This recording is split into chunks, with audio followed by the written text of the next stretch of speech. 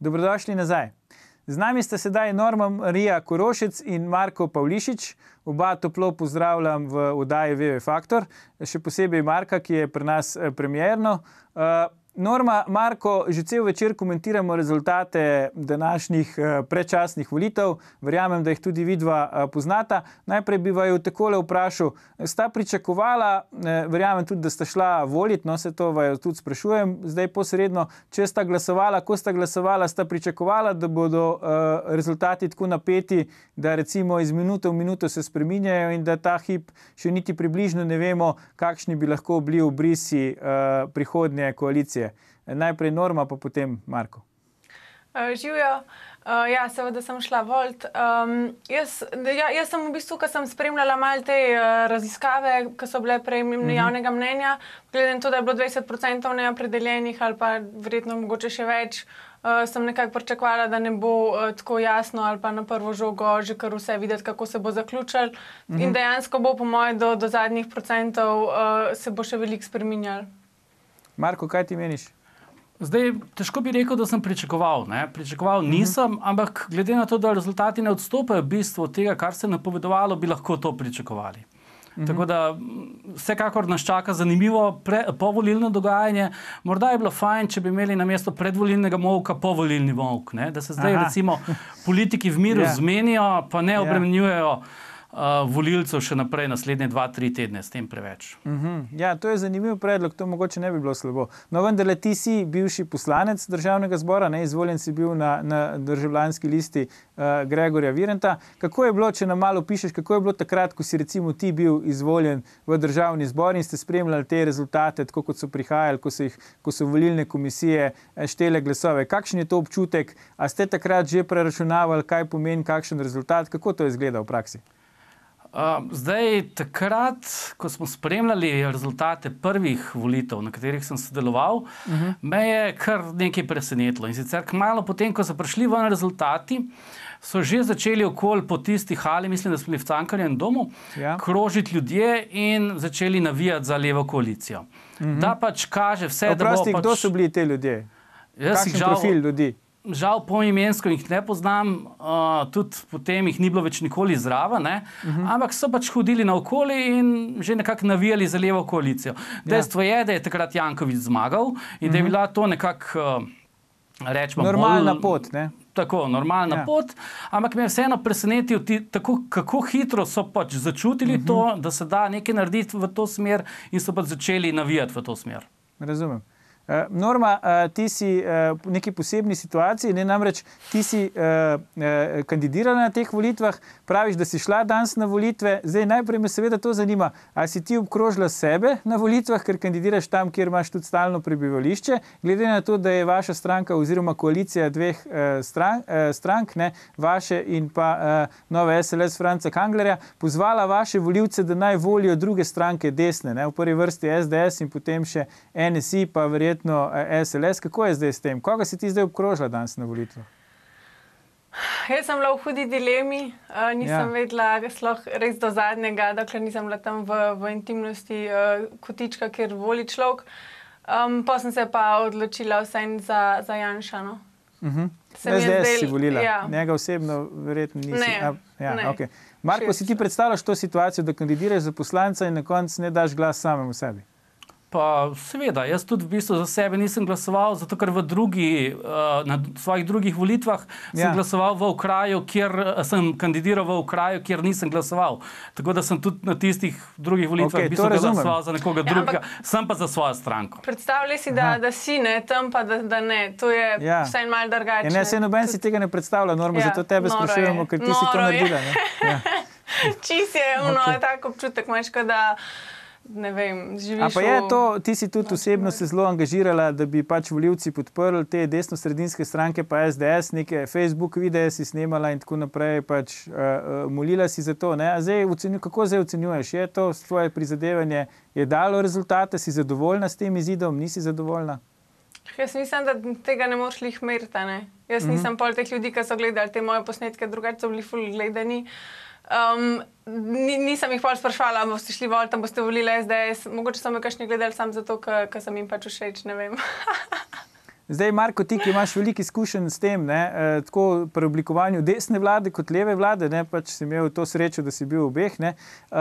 Kako je zdaj s tem? Zdaj, če gledamo te delne neuradne rezultate, ki se spodaj ves čas vrtijo, jih lahko tudi gledalci vidijo, da bi neko desno-sredinsko koalicijo Janez Janša sestavil zelo težko, saj po teh trenutnih rezultatih. Kaj ti pričakuješ zdaj, da se bo zgodilo? Da bo Janša sprejel mandat za sestavo vlade, ki ga bo dobil od predsednika republike, saj ta je napovedal, da ga bo dal najprej relativnemu zmagovalcu, ali da ga bo zavrnil, da bo potem Marjan Šarec šel v oblikovanje vlade? Kaj pričakuješ, recimo? Kako bo zdaj to potekalo po tvoje? Zdaj najprej te moram malo popraviti. Jaz sem sodeloval samo v bistvu v levi vladi. Aha, pardon. Ker sem zamenjal Gregorja Viranta. Se upravičujem, ti si naknadno prišel noter. Tako da tisti prvi del mi ni najbolj jasen, kaj je bilo, v drugem pa, ko se pa druga vlada kreirala, je bilo pa pač se kreiralo. Zdaj, Janša ima med vsemi politiki največ izkušenj. On je že parkrat sestavil vlado, on je dokazal, da zna šteti do 46, kar marsikdo pač ne zna. Bil je soočen že s situacijo, kjer je v bistvu dobil volitve, pa potem ni dobil mandata za sestavo vlade. Bil je soočen s situacijo, kjer je imel vlado, pa jo je speljal do konca. Tako da jaz tukaj ne dvomim v to, da bo znal sestaviti koalicijo, da bo znal sestaviti vlado. Zdaj, kakšna je, bomo še videli. Verjamem pa, da bo predsedniku povedal, preden ga bo ta predlagal za mandatarja, ali si to želi ali ne. In odvisno od tega bo, ali pač ima možnosti zastaviti, ali bo to uspel ali pač ne.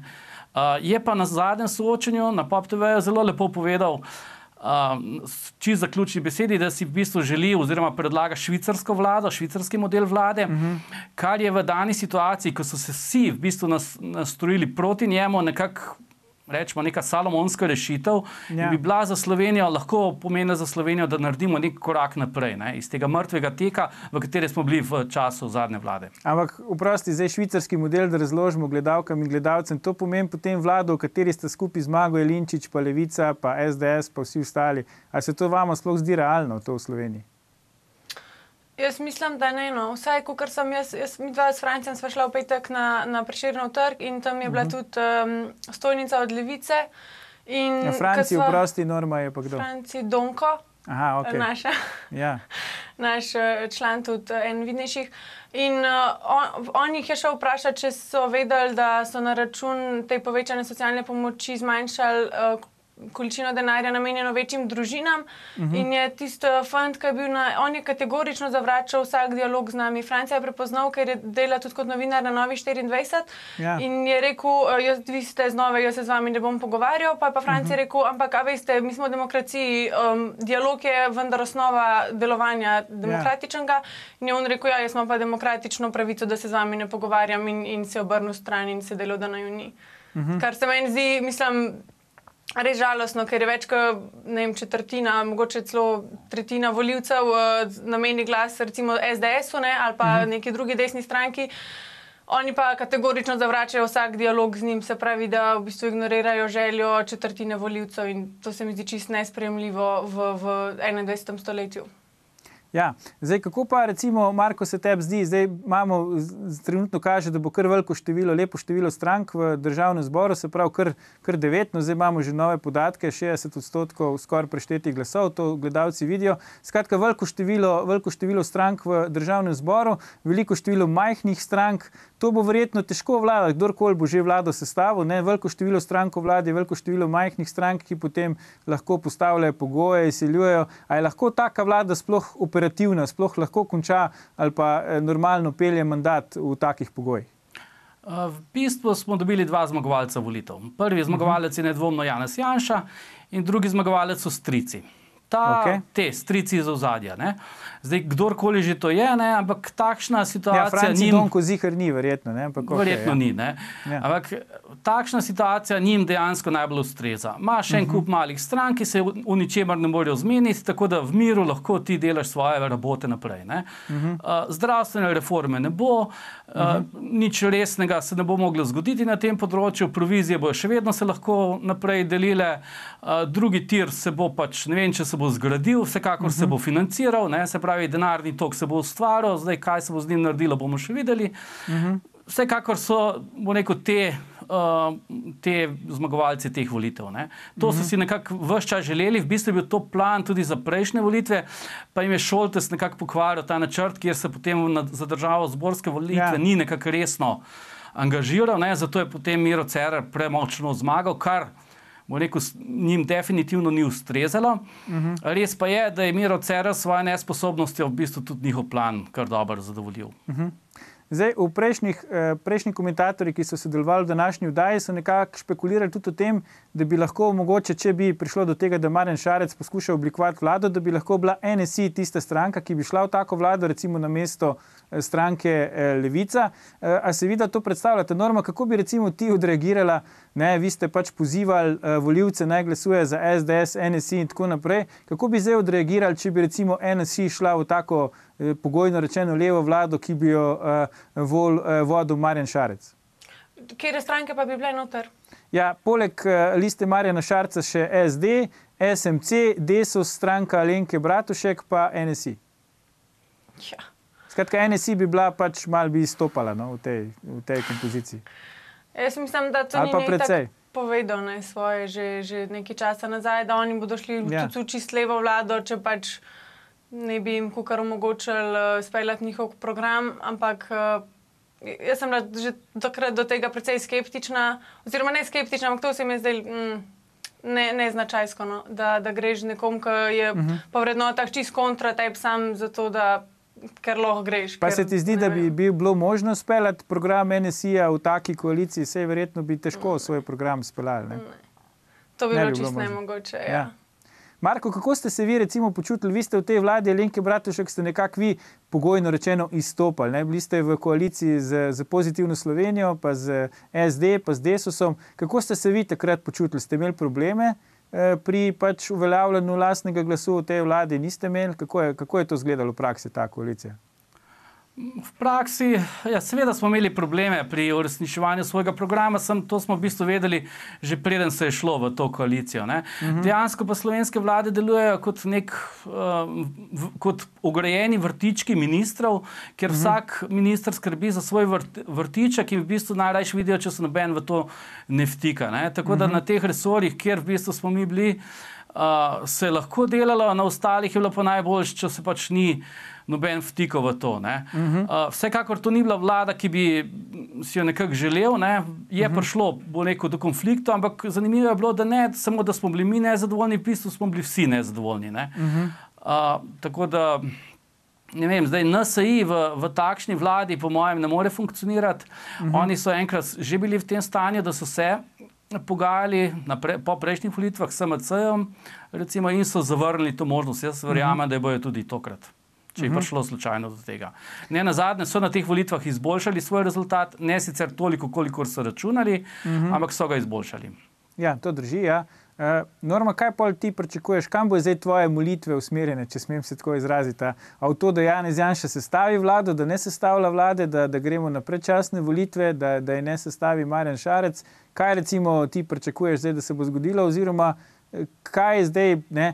Če Janez Janša je relativni zmagovalec teh volitev, v tem ni nobenega dvoma, ampak vseeno, a je to zdaj zmaga desnega bloka, kar ste si recimo vi želeli, ali ni zmaga desnega bloka? Kako ti vidiš ta rezultat?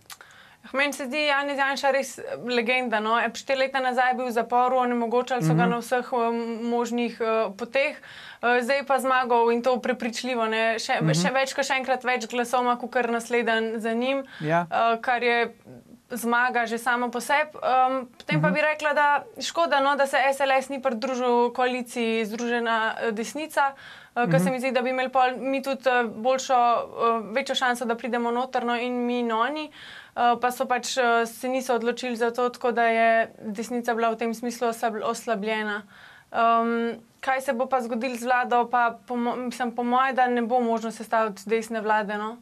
In kaj to pol za vas pomeni? Boste pač potem to sprejeli, se pripravljali na naslednje redne volitve ali kako se kanite ravnati? Ja, ne vem. Jaz po moje, nekaj bo povedalo verjetno še Evropsko sodišče glede na ta naš primer izločitve iz četrtine volilnih okrajev. Pa ne vem, jaz sem danes videla po Twitterju kar nekaj naznanili, da se bodo volitve kukar ponovile. Zaradi, ne vem, pa tam so neki zamešali, ko so pošiljali pošto, pa so zamešali Bojana Požarja, pa še neko Levico. Tako da se mi zdi, da se je toliko nabralo enih takih drobnih sicer nepravilnosti, ampak bi lahko pa mogoče tudi znatno vplivali na končen rezultat, če bi jih ne bi bilo. Ne? Ja, Manko, si hotela še kaj dodati, izvoli. Ja,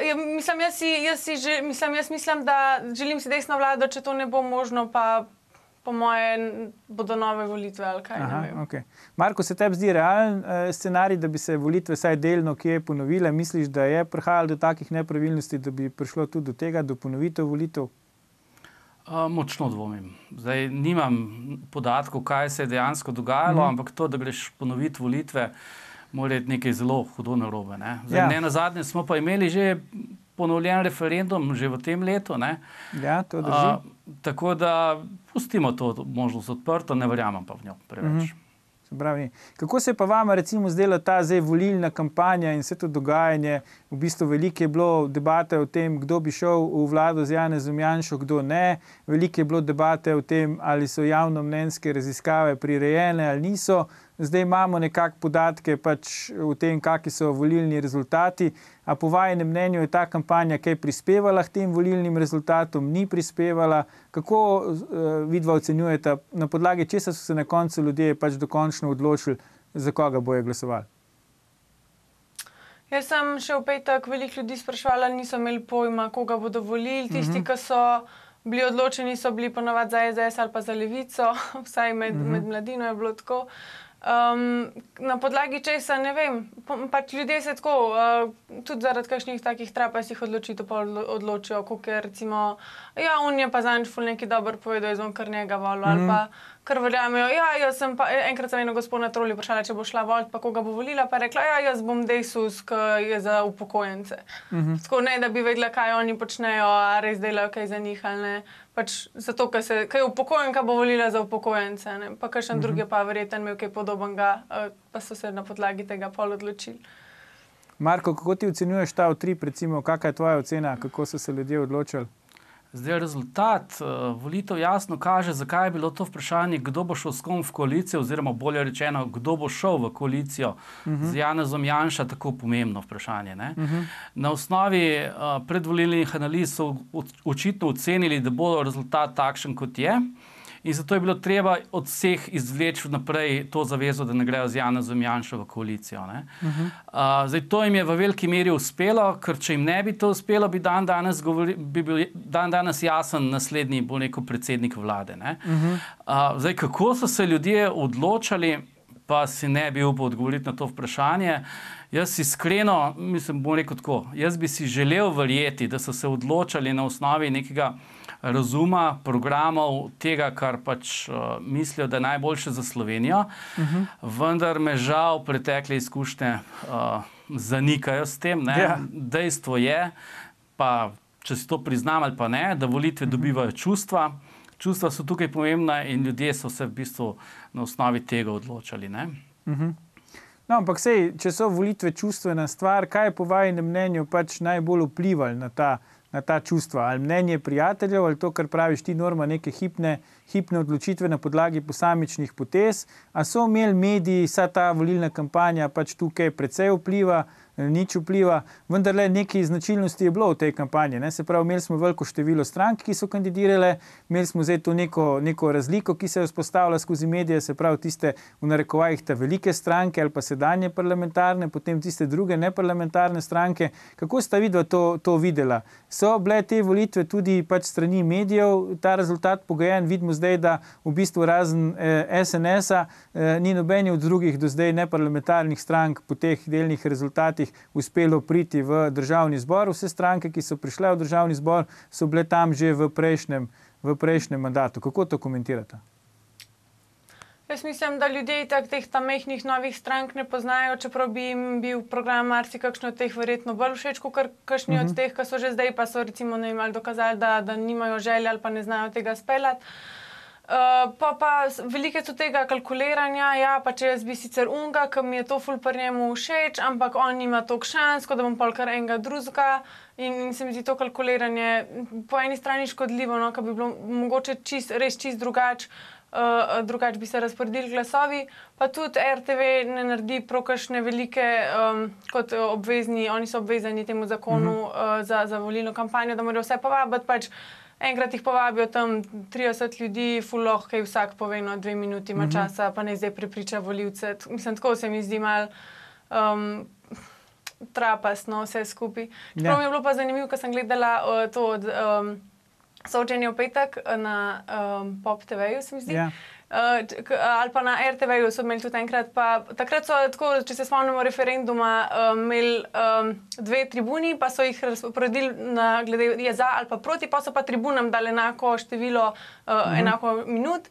In če bi bilo zelo zanimivo, če bi dali isto tle kao leve pa desne, pa bi bila Tonin pa Janša imela polovico časa, oni vsi ostali pa polovico, ne? Ampak to se pa ne bodo šli, ker to mi pa ne paše. Ja, zanimiva ideja. Marko, kaj ti praviš? Zdaj ne vem, na osnovi česa se ljudje odločajo, definitivno pa mediji imajo vpliv. To sem mislil, kako komentiraš, kako komentiraš, da so vse dosedanje parlamentarne stranke po teh rezultatih ostale v parlamentu, nobena ni izpadla, pridružila se jim je pa samo SNS od dosedaj neparlamentarnih strank. Pa LMŠ, ne? Pa Lista Marjana Šarca, se opravičujem.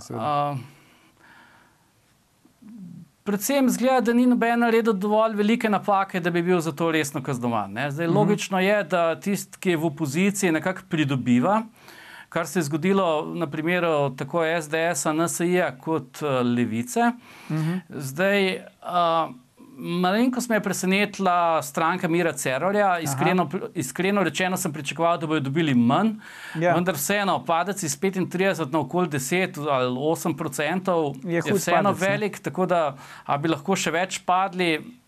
Vseeno so v tem mandatu zrihtali kar nekaj novih služb, kar nekaj ljudi pač je imelo od tega koristi, tako da je to zgleda zadoščalo za to, da so pač ostali v parlamentu. SD v bistvu zelo težko izpade, gre za tradicionalno stranko, ima neko jasno volilno bazo in pač bojo nekako večno ostali, vsaj še naslednjih 20 let v njem. Potem je pa tukaj še, koga smo pa še pozabili? Desus, stranka Alenke Bratušek. No, Desus recimo se je znašel na robu preživetja, tako da bomo videli, kako bo s tem. Stranka Alenke Bratušek je bila pa ravno tako v opoziciji, ne? Tako da jo to rešuje. Zdaj v bistvu, kar pomeni, da je nič novega. Kako pa to komentiraš, da je Jelinčič prišel v parlament? Jelinčič je eden od zmagovalcev tudi teh volitev. Očitno je tale protimigrantska kampanja njemu tudi koristila. Tako da je prišel pač, da je uspel precej izboljšati rezultat svoj. Je pa vprašanje, če si tega želi ali ne. Jaz sem ves čas dobil občutek, da si zmagal, želi v bistvu dobiti tistih 7-8 tisoč na mesec in to je to. Ne rabi nič delati. Zdaj pa, če bo prišel v parlament, bo moral pa začeti delati, bo moral se ukvarjati za vsem skupaj. Tako da vprašanje, če on vesel tega rezultata. To bomo pač kmalu videli. Bo pod drobnogledom nadzornih inštitucij, kar sicer ne bi bil. Zanimivo. Ga bomo vprašali v priliki, kako to komentira. Je res vesel ali ni? Zanimivo vprašanje. Norma, tebi bi pa tole vprašal. Kako komentiraš ti kot pač predstavnica mlajše generacije, da je recimo v finišu kampanje Goran Dragič podprl Karla Erjavca v družbi Zorana Jankovića? Kako ti na to reagiraš? Kako sporočilo je to mladim, da Goran Dragič poziva, da naj glasujejo za Desus na volitvah? Meni je bila že ta koalicija Erjavc, Janković, taka smešna mi je bila. Po eni strani se je Erjavc prizadeval za neko ilustracijo, po drugi strani je pa v koalicijo s človekom, ki so mu odpisali 16 milijonov dolga, pa ki njegovi otroci zapravljajo milijone, prijavljajo pa 10 tisoč evrov. Zakaj? Ne vem, kaj je bilo od zadnji, da je on to Goran Dragič naredil. Mi pa tako ni mi bilo, Ampak mislim, ne, če ima to res tako vplivno, k ta mladina se mi zdi, da na politiko itak sploh ne vejo nič, kaj, kdo, pa da bi zdaj ta slika neki, mislim, ali pa ta njegova podpora vplivala na to, da bi zdaj mladi volili za Desus. Ti misliš, da to ni igralo vloge, da bi zdaj mladi Desus volili zaradi podpore Gorana Dragića? Po moje, da ne. Marko, se ti strinjaš? Bi ti glasoval recimo za koalicijo Magnifico, Zoran Janković, Goran Dragić, Karl Erjavec? Po mojem, podpora takih ljudi, ne glede na to, koliko so slavni, nima neke resne teže pri sami volilni izbiri. Ne nazadnje, ljudje cenimo Gorana Dragića kot športnika, nam pa ne pomeni prav veliko iz tega političnega vidika. Ne? Zakaj bi na vprašanje recimo financ ali pa migrantov se obračali po mnenje k Dragiću? Ne? Ja, on tudi živi v ZDA že celo vrsto let. Ne? Tako. Po mojem, to nima nekega vpliva, vsekakor čestitke Erjavcu za to potezo, škodila mu definitivno ni, prav veliko koristila pa tudi ne. Kaj mislite, da se utegne zgoditi, če recimo Karl Erjavec osebno ne bi bil izvoljen v parlament? Namreč astrologi so napovedali, da bo leto 2018, zdaj Norma bo dvignila obrvi, ampak vseeno, astrologi so napovedali, da bo leto 2018 leto konca politične kariere Karla Erjavca. A vidva vidite, da je tak scenarij možen, če on osebno ne bi bil izvoljen v državni zbor? Vse je mogoče. Jaz mislim, možno je, da bo Desus prišel noter, on pa ne. Mislim, Desus bo pa verjetno zihar prišel noter, čeprav ne, v bistvu res ne vem, zakaj bi kdo volil Desus. No. Pač oni so, to je Erjavec jasno povedal, da so šle pokojnine. Za Svobodno Ljubljano, ne? Pač Zoran Janković in Karl Erjavec sta rekla, volite Desus. Za Svobodno Ljubljano. Ne? Od česa je treba osvoboditi Ljubljano, da zdaj ni še svobodna, to pa noben nima odgovora. Upam, da vejo Ljubljančani, oziroma saj tisti, ki so volili Desus. Kaj praviš ti, Marko, politična usoda Karla Erjavca? Zdaj, če ne bo izvoljen v državni zbor, ima pač v bistvu dve možnosti. Prva možnost je, da bo pač postal minister, ne? Se pravi, bo toliko bolj navijal za to, da gre v neko koalicijo, kjer bo pač bil minister in potem bo pač bil to, kar je bil pa zadnjih par mandatov. Ne? Zdaj, predvsej bolj zanimiva opcija je, če to ne bi šlo, ne? Ja. Potem on še vedno je lahko predsednik stranke, mislim, da je tudi bil nekaj časa, ne vem, ko je takrat zaradi tudnih kant odstopil, je bil potem leto ali pa dve predsednik stranke in mu to ni prav škodilo. V bistvu dobiva denar, dobiva plačo, ne rabi delati. Mislim, sanje za takega človeka, kot je on. Bolje vprašanje, če bi stranka potem posegla po novem liderju. To je vprašanje, ne? Pa se to ni nujno odvisno veliko od njega. Ne? Zdaj, zadnje čase se širijo ene govorice okoli, da je itak on že na listi za odstrel in da naj bo to stranko prevzel pač nekdo drug oziroma prevzela nekdo drug. A ja, misliš, da je realni scenarij, se vam zdi, da je realni scenarij, recimo, da bi prišlo do združitve stranke Alenke Bratušek pa Desusa, glede na to, da je očitno v tej kampanji Alenka Bratušek zelo targetirano nagovarjala pač upokojenske volivce, ne, in hkrati napadala tudi Desus in Karla Erjavca osebno. Norma? Toliko pa nisem bila pozorna. No. Meni se zdi, da jaz o stranki Alenke Bratušek pravzaprav ne vem skoraj nič, razen tega, da je ful plakatov z njenim obrazom po celi Sloveniji in to je v bistvu to. Tako da, če bi možno, da se bodo, ker so tudi, ona si tudi prizadevala za pokojnine, pa jim obljubljala, tako da dvomam sicer, ampak pri teh mehnih levih strankah itak ne veš, česa vsega so sposobne, dokler te ne presenetijo. Ne? Marko, kaj praviš ti? Sej, v bistvu je bilo dokaj jasno, da je ona štartala na upokojence. Ves čas je govorila dve zadevi, in sicer, da bo rešila zdravstvo in da bo pač poskrbela za upokojence. Če so se res odločili v ozadju, da Erjavec mora iti, se ta scenarij meni zdi zelo verjeten v bistvu. Ne? Na ta način dobiš še eno levo stranko, relativno močno, marsikaj se da lažje zmeniti, če manj ljudi vpletenih. Ne? Razumem. Prav, Norma Marija Korošec, Marko Pavlišič, najlepša hvala za vajine današnje komentarje v naši oddaji. Cenjeni gledalke, spoštovani gledalci, to je bila posebna povolilna oddaja VE Faktor. Spremljate nas tudi jutri, ko bomo komentirali prve končne neuradne izide in potegnili črto pod volilno kampanjo za letošnje parlamentarne volitve. Lahko noč in ne pozabite, ni vseeno, kdo kaj reče.